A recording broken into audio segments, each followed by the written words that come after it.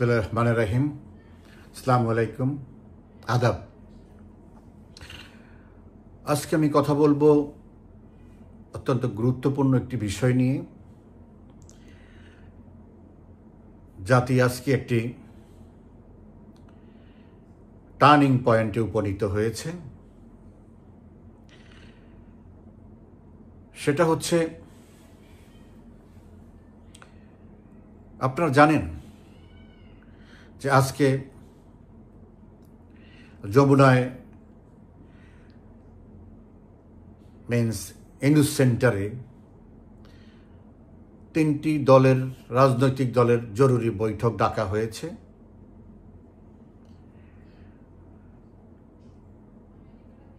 কারণ ইনুস যখনই বেকায়দায় পড়ে,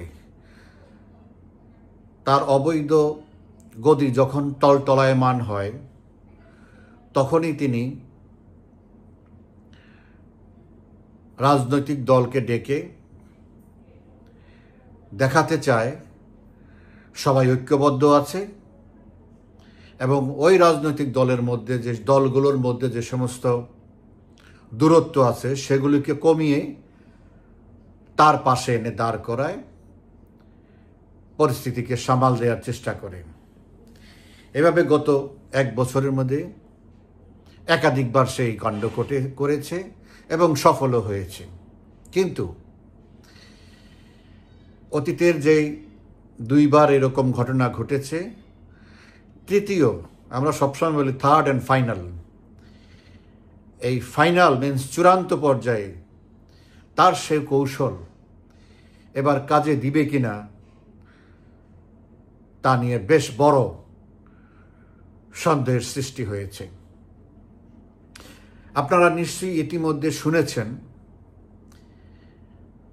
যে সেনাপ্রধান জেনারেল ওয়াকারুজ্জামান নজিরবিহীনভাবে বাংলাদেশের প্রধান বিচারপতির সাথে দেখা করেছেন। এই যে দুইটি সাক্ষাৎ, একটা হচ্ছে ডিফেন্সিভ, আরেকটা হচ্ছে অফেন্সিভ আমার দৃষ্টিকোণ থেকে।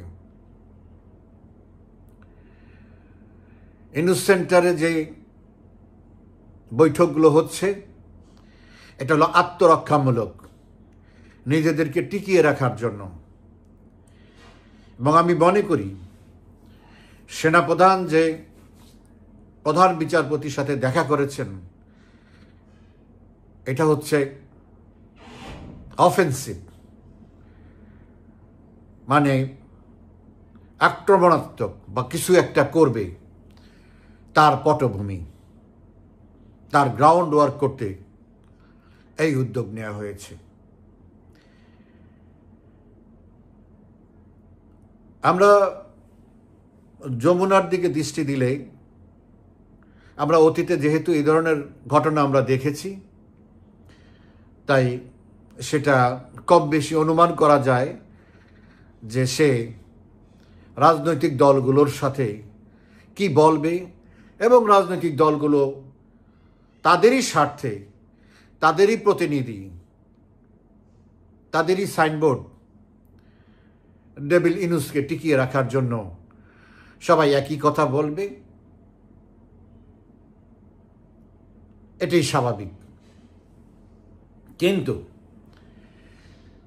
জেনারেল ওয়াকারুজ্জামান প্রধান বিচারপতির সাথে সাক্ষাৎ করা, যেটা আমি আগেই বলেছি, এটা নজিরবিহীন ঘটনা।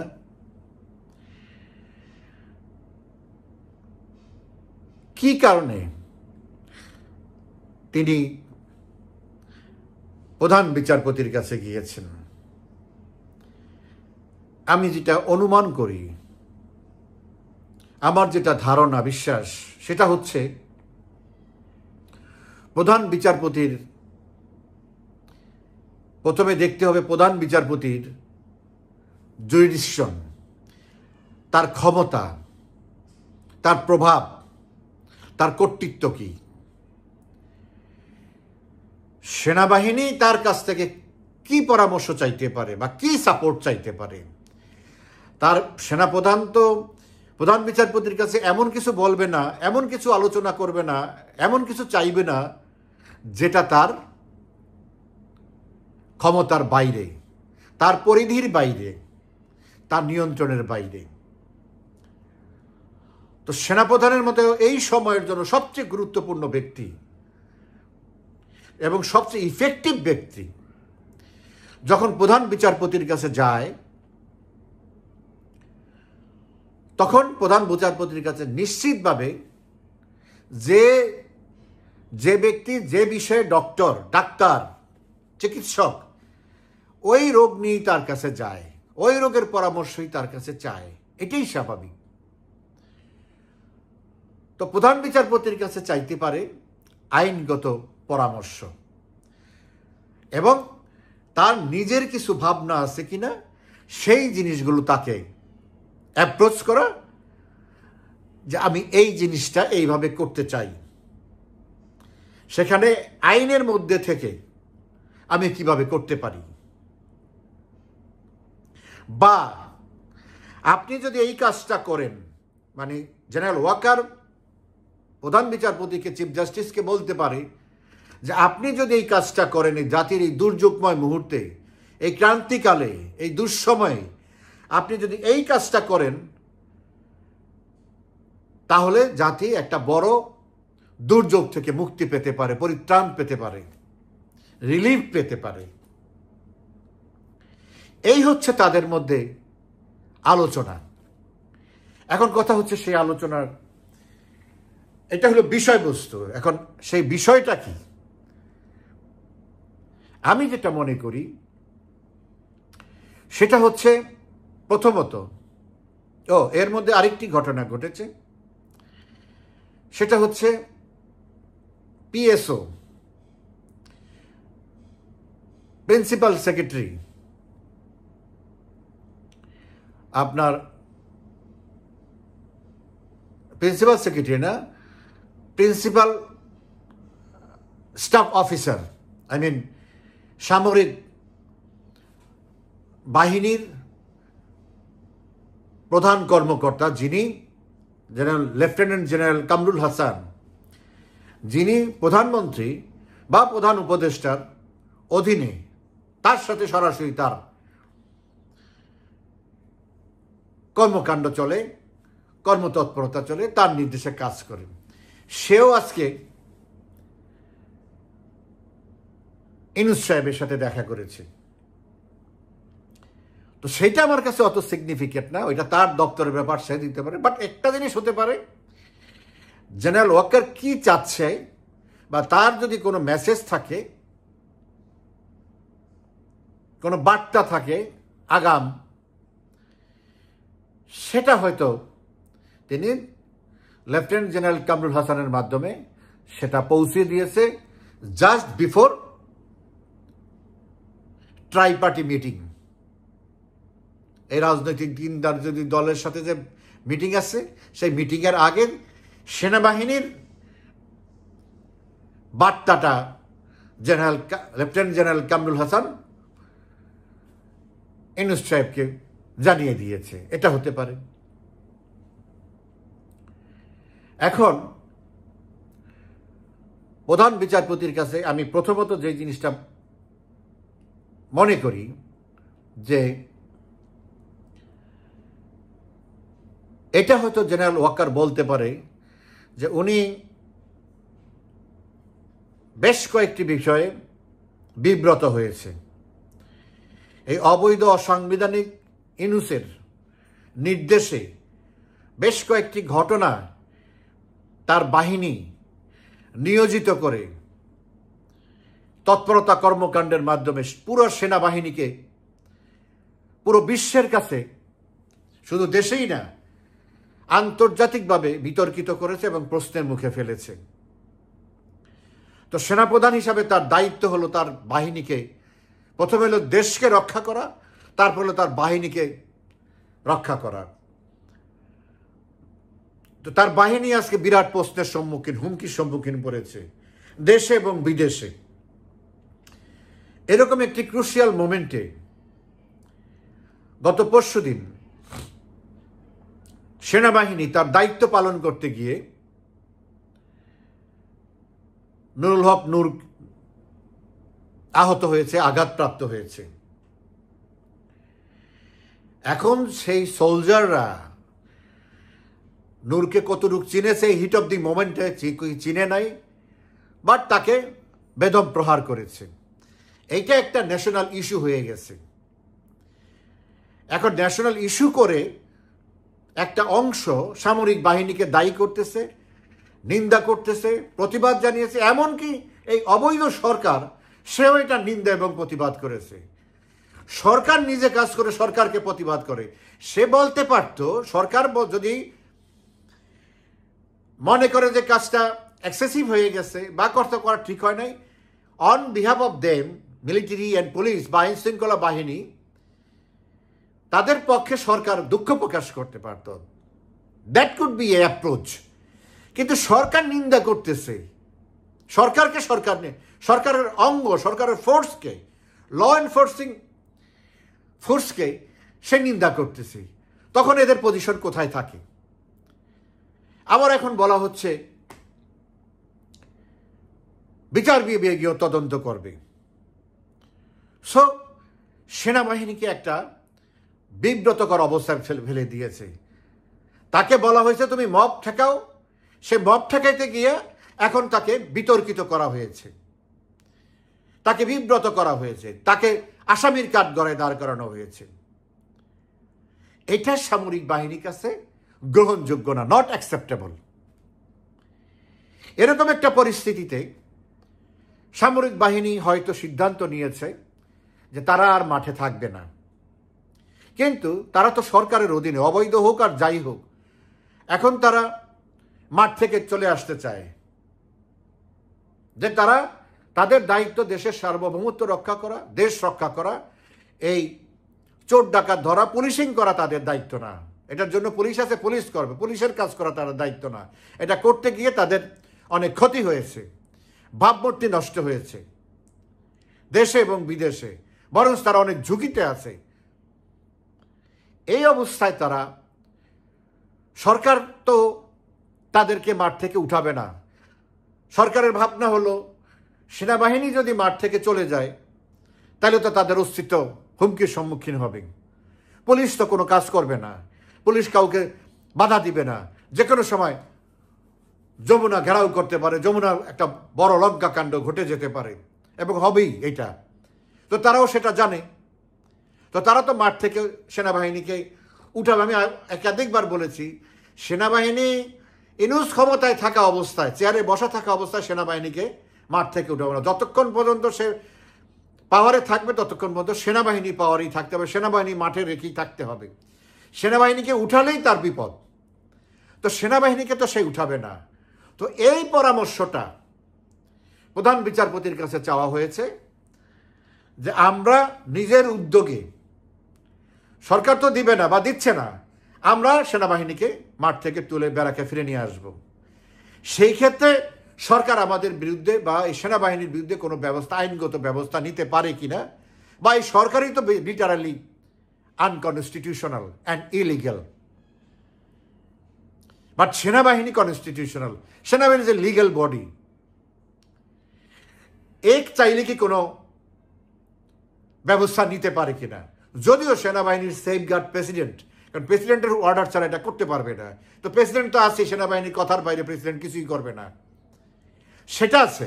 আমি প্রথমত বলছি এই কারণে যে এইটা একটা দিক হতে পারে যে তারা সেনাবাহিনী মাঠ থেকে তুলে নিয়ে আসবে ইউনিলিটারালি, মানে নিজের সিদ্ধান্তে, একক সিদ্ধান্তে। সেই ক্ষেত্রে কোনো সমস্যা আছে কিনা, এইটা হলো এক। দ্বিতীয়ত, ইম্পর্টেন্টলি যেটা, সেনাবাহিনী খুব দ্রুত যে পরিস্থিতিটা উদ্ভব হয়েছে এখান থেকে এটাকে সলভ করতে চায়, সমাধান করতে চায়। এবং সেনাবাহিনী এখনো মনে প্রাণে আন্তরিকভাবে চায় যে একটা নির্বাচনের মাধ্যমে free and fair and inclusive, সকল দলের অংশগ্রহণে একটা নির্বাচন করে যারাই ক্ষমতা আসবে স্যালুট দিয়ে তারা ঘরে ফিরে যাবে। এখন সেটা তো ইনুসের অধীনে হবে না, এটা তো সেনাবাহিনী জানে, বিদেশিরা জানে, দেশের মানুষও জানে, এটা মুখে মুখে মানুষের। The Yunus cannot conduct next election. He is not capable of doing that, and finally he is not neutral. He is a biased person. তো এখন কথা হচ্ছে মূল আলোচনাটাকে ওইটা, এই দ্বিতীয়টা, যে তত্ত্বাবধায়ক সরকারের যেই বিষয়টা সুপ্রিম কোর্ট থেকে আসার কথা, সেটা অক্টোবরের 21 তারিখ দিয়ে বসে আছে। এইটা হলো এই যারা নির্বাচন করে তাদের একটা পাতানো একটা নাটক, তারিখ পিছিয়ে দিয়েছে, তারা ওটা কোর্টের থেকে তারা সেটা চায় না। তাদের চেষ্টা থাকবে ইউনূসকে রেখে কোনো মতে একটা নির্বাচন বৈতরণী পার হওয়া যায় কিনা, কিন্তু সেটা তো সম্ভব না। তাহলে তত্ত্বাবধায়ক সরকার আসতে হবে। তো তত্ত্বাবধায়ক সরকার আসতে হলে সেইটাকে আগায় না, যেই সময় যে ক্রাইসিসটা কোটা আন্দোলনের সময় হয়েছে। যদি সুপ্রিম কোর্টে আপিল বিভাগে যখন আপিল করা হলো হাইকোর্টের রায়টা, হাইকোর্ট যে কোটাকে ফিরিয়ে আনলো, যেটা প্রধানমন্ত্রী শেখ হাসিনা বাতিল করে দিয়েছে, সেই কোটাকে যে হাইকোর্ট ফিরিয়ে আনলো, যেটার কারণে আন্দোলনের সূত্রপাত হইল, এইটা যখন সরকারি আবার আপিল করলো, আপিল বিভাগে গেল, আপিল বিভাগ করলো কি এটা 1 মাস পিছিয়ে দিল, 1 মাস পরে তারিখ দিল। এটা না করে যদি 3 দিন 7 দিনের মধ্যে, 3-4 দিনের মধ্যে যদি তারিখটা দিয়ে যদি এটা সলভ করে দিত, তাহলে তার এই আন্দোলনটা হয় না।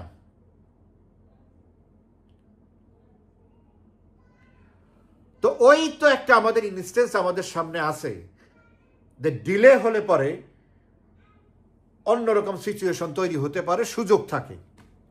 তো এখন এই যে 21 অক্টোবরে তারিখ দিছে, আসলে এটা তখন আবার তারিখ দিয়ে এটারে ইলেকশন পার করে দিবে। তো এখন সেনাপ্রধান, আমি ধারণা করি,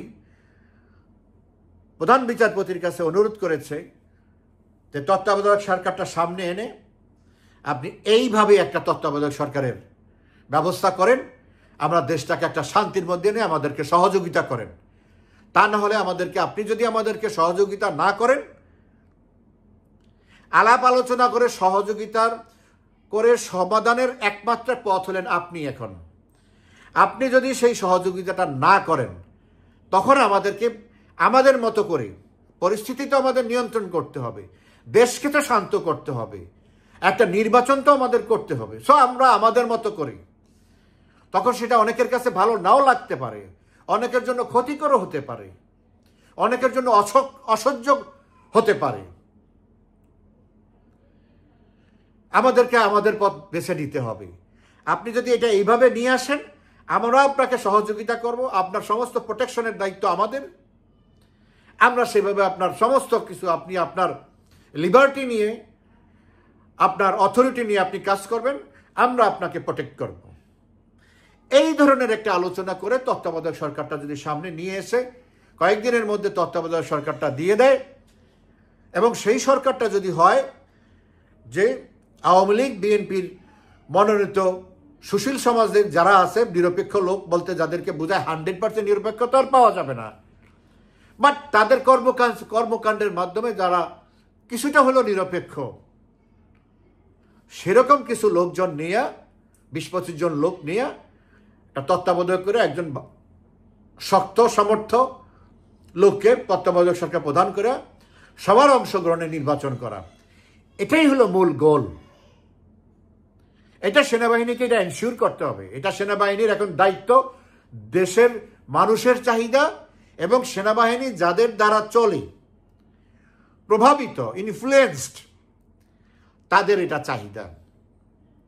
সো সেনাবাহিনীকে যে আমরা এতদিন পর্যন্ত আমি বলে আসতেছি, আমার অনেক আলোচনায় আপনারা শুনেছেন, আমি রিকোয়েস্ট করেছি সেনাপ্রধানকে, please act. This is the time for what we are waiting for a year. Now they are going to act.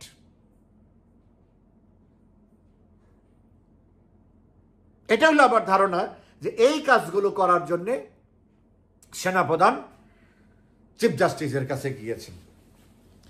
এখন আগামী কয়েকদিনের মধ্যেই আমরা, এমনকি এই সপ্তাহের মধ্যে, আগামী 2-4 দিনের মধ্যেই আমরা ক্লিয়ার হয়ে যাব, প্রধান বিচারপতির কাজের মাধ্যমে, অবৈধ ইউনূসের কাজের মাধ্যমে এবং সেনাপ্রধানের কাজের মাধ্যমে দেশ কোথায় যাচ্ছে। আমি আগেও বলেছি, আবারও বলি, 5ই আগস্টে যেই দুর্ঘটনা ঘটেছে, এই দুর্ঘটনা ঘটানোর পিছনে পুরো দায় সেনাবাহিনীর। সেনাবাহিনী যদি আমেরিকার ডিপ স্টেটের ফাঁদে না পা দিত, তাহলে 5ই আগস্ট হয় না, আন্দোলনই হতো না, আন্দোলন থেমে গিয়েছিল। 21শে জুলাই প্রধান বিচারপতি ওবায়দুল হাসান যে রায় দিয়েছে, তারপরে তো আর, এবং ওই রায়ের প্রেক্ষিতে যে প্রজ্ঞাপন জারি করা হয়েছে কোটার বিষয়ে, তারপরে তো আর আন্দোলন নাই, স্থিমিত হয়ে গেছে। কিন্তু ওই ডিপ স্টেটের ইউনূসের মেটিকুলাসলি ডিজাইন যেই ছিল plan A, plan B, plan বিতে গিয়ে মানুষকে হত্যা করে 6 ছাত্রনেতাকে গ্রেপ্তার করে নতুন একটা পরিস্থিতির সৃষ্টি করে তারপরে এই ঘটনা ঘটানো হলো। সো এর জন্য পুরা দায় সেনাবাহিনীর। সেনাবাহিনী যে আশা নিয়ে, যে ভরসা নিয়ে, বা যে চাপের মুখে, যে প্রলোভনের মুখে দেশের এত বড় ক্ষতি করেছে,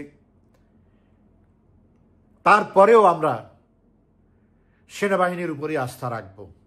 এই কারণে মানুষ ভুল করে, আবার নিজেই সংশোধন করে সে ভুলের প্রায়শ্চিত্ত করে। আজকে এই 1 বছরে সেনাবাহিনীর ভুলের কারণে দেশের যে ক্ষতি হয়েছে, সেনাবাহিনীর প্রতিটি সদস্য আজকে মর্মে মর্মে তা উপলব্ধি করছে। তারা উদ্গ্রীব হয়ে বসে আছে যে ক্ষতি এই দেশের করেছে, সেই ক্ষতি, এই দেশের ক্ষতি কিভাবে তারা পুষিয়ে দিবে। তাই সেনাবাহিনী আমাদের আগেও এবং এখনো এবং ভবিষ্যতেও শেষ আশা ভরসার স্থল দেশকে রক্ষা করার জন্য। সেনাবাহিনী না থাকলে, সেনাবাহিনী প্রতিষ্ঠান দেশ রক্ষা প্রতিষ্ঠান, যদি কেউ ভুল করে থাকে, যদি কেউ অপরাধ করে থাকে, সুনির্দিষ্ট তদন্তের মাধ্যমে তার বিচার হবে। কিন্তু পুরো সেনাবাহিনীকে তো আমরা ধ্বংস হতে দিতে পারি না।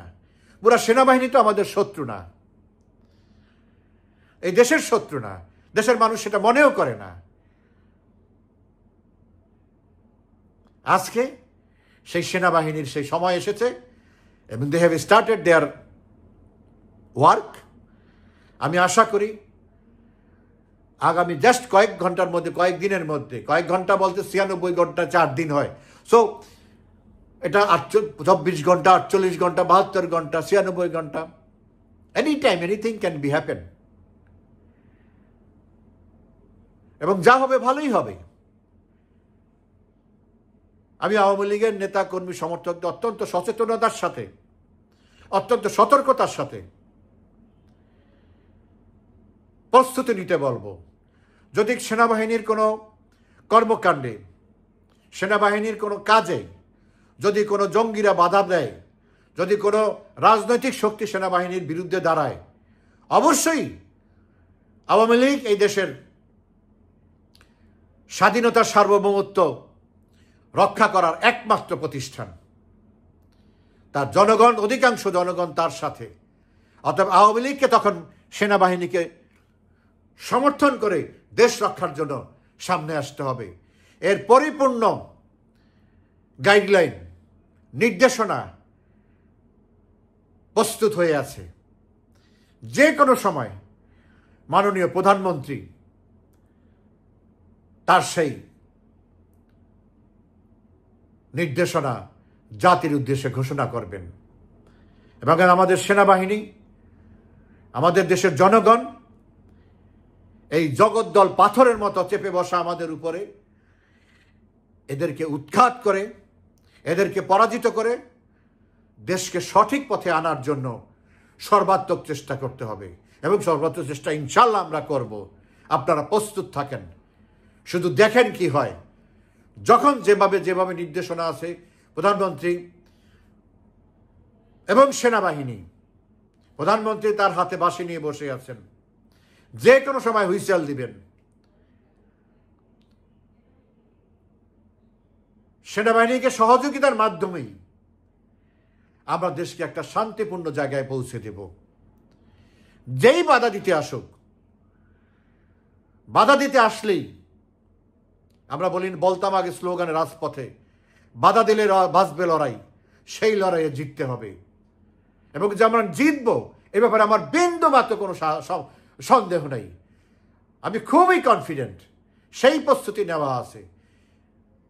যদি পাকিস্তানিদের দ্বারা যে জঙ্গি সৃষ্টি হয়েছে, সেই জঙ্গিদেরকে সৃষ্টি করার জন্য আমাদের যদি বহিঃশক্তির থেকে সমর্থন নিতে হয়, সেই প্রস্তুতিও নেওয়া আছে।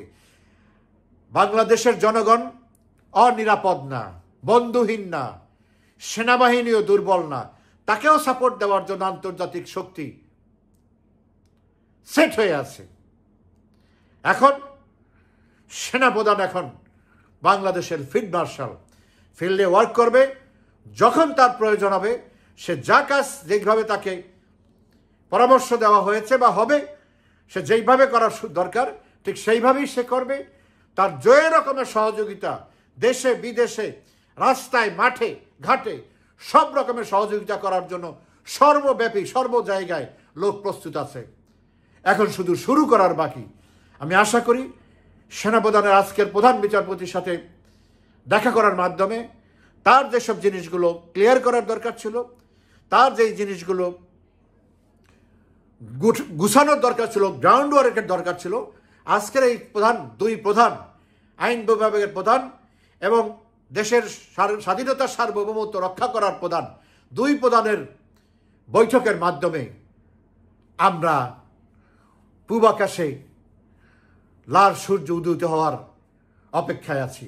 ইনশাল্লাহ খুবই অল্প সময়ের মধ্যে আমরা সেই উদিত সূর্যের আলো আমাদের সারা দেশব্যাপী ছড়িয়ে পড়বে। এই আশায় আমি আজকের আলোচনা শেষ করছি। ভালো থাকবেন সবাই, ধন্যবাদ।